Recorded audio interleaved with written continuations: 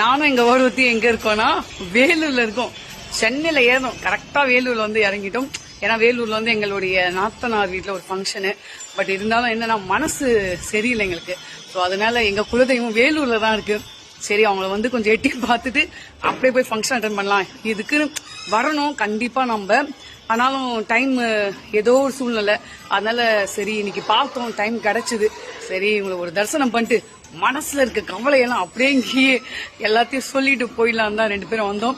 So மனசு நிறைவா இருக்கு இப்பதான்.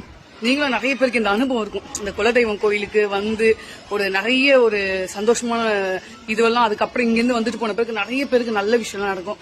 அதே மாதிரி எங்களுக்கும் நல்ல விஷயம்லாம் நடக்கணும்னு வேண்டிக்கோங்க. தேங்க்யூ. எங்க கோயில் எங்கன்னா பாத்தீங்கன்னா மலை மேலதான் இருக்கும். மலை மேல ஏறி வந்து தரிசனம் பண்ணிட்டு போவோம். தரிசனம் பண்ணியாச்சு, கிளம்பிட்டோம். நன்றி இறைவனுக்கு. குலதெய்வ கோயில்